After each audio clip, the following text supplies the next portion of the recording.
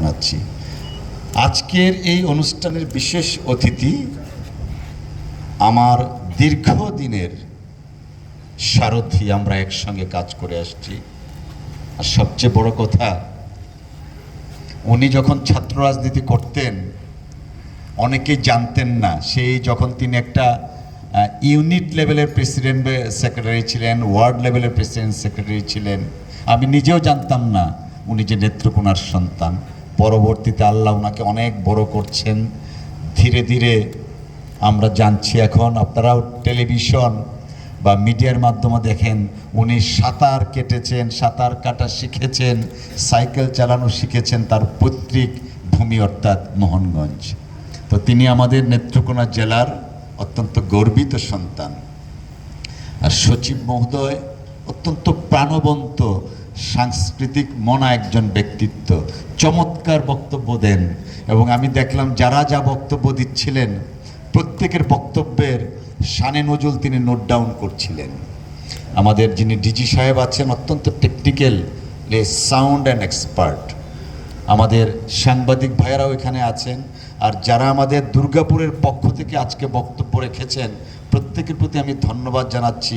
বিশেষ করে বাংলাদেশ জাতীয়তাবাদী দল বিএনপি সভাপতি এবং জামাতে ইসলামের পৌর সভাপতি এবং জমিয়তে উলামা ইসলামের সভাপতি, আপনাকে সবাইকে আমি ধন্যবাদ জানাচ্ছি। শ্রেণী পেশার প্রত্যেকে এখানে উপস্থিত হয়েছেন। আমরা আসলে মহান মুক্তিযুদ্ধের মাধ্যমে যে বাংলাদেশ স্বপ্ন দেখেছিলাম, যে বাংলাদেশ চাই, আজকে এই দুর্গাপুরের শ্রেণী পেশা, শ্রেণী ধর্ম, বর্ণ, রাজনৈতিক সকলের একটা সেতুবন্ধন এখানে আমরা পেয়েছি। আজকে দেখেন মাননীয় প্রধানমন্ত্রী যে বাংলাদেশ চান, একটা অনুষ্ঠানে আমাদের রাজনৈতিক, উনি যে কথাটা বলেন, আমাদের রাজনৈতিক আদর্শ বা মতপার্থক্য থাকতে পারে কিন্তু দেশের স্বার্থে আমরা একসঙ্গে কাজ করব। আজকে কিন্তু এই দুর্গাপুরে আপনারা সেটা প্রমাণ করেছেন। আমাদের পার্শ্ববর্তী পূর্বধলা উপজেলা থেকে মাননীয় সংসদ সদস্য এখানে এসে উপস্থিত হয়েছেন, যদিও তিনি বিএনপির মনোনীত না, জামায়াতে ইসলামের মনোনীত একজন সংসদ সদস্য। তাকে আমরা স্বাগত জানাচ্ছি। আপনি একটু দাঁড়িয়ে সবার সাথে একটু পরিচিত হন।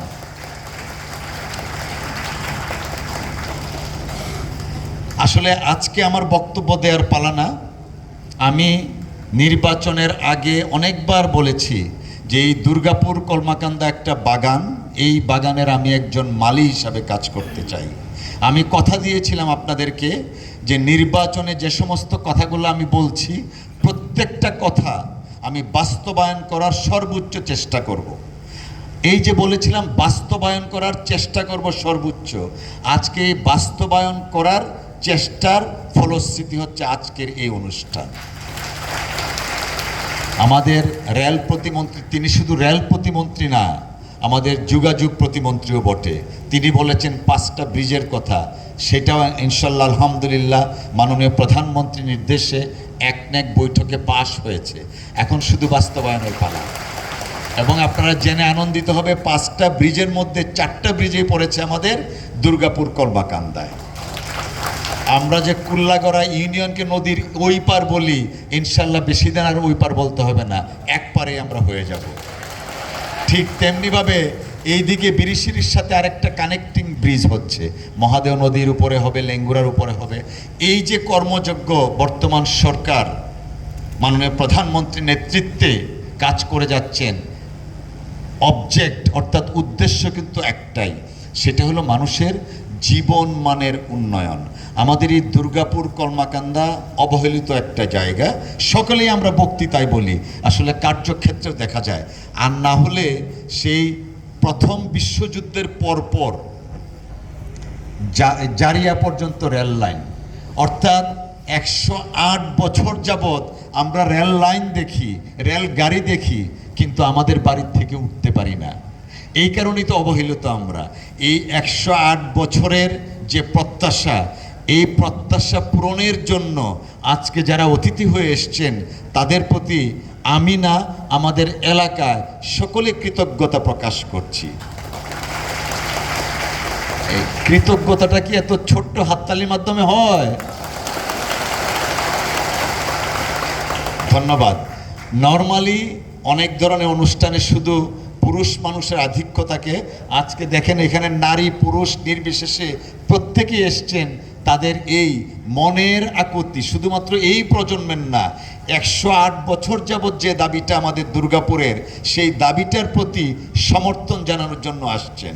আর পাশাপাশি আজকে আমি জেলা এবং উপজেলা লেভেলের যারা সাংবাদিক ভাই বোনেরা আছেন তাদের প্রতি কৃতজ্ঞতা জানাচ্ছি। আপনারা আপনাদের লেখনের মাধ্যমে, আপনাদের তথ্যচিত্রের মাধ্যমে এই দুর্গাপুরের রেল তথা দুর্গাপুরের উন্নয়নের জন্য যে কাজগুলো আপনারা ফুটিয়ে তুলছেন, আপনাদের সকলের প্রতি আমি কৃতজ্ঞতা জানাচ্ছি, ধন্যবাদ জানাচ্ছি। আমি বক্তব্য প্রলম্বিত করব না, সবসময় আমি আপনাদের সাথে কথা বলি, বক্তব্য রাখি। আমি শুধু একটা কথা দিয়ে শেষ করব।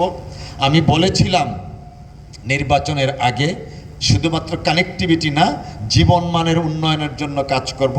আমি বলেছিলাম যেখানে মুসলমানের সংখ্যা বেশি সেখানে মসজিদ ভিত্তিক সমাজ ব্যবস্থা প্রতিষ্ঠা করার চেষ্টা করব, যেখানে খ্রিস্টান বেশি সেখানে গির্জা ভিত্তিক সমাজ ব্যবস্থা, এবং হিন্দু যেখানে বেশি সেখানে মন্দির ভিত্তিক সমাজ ব্যবস্থা।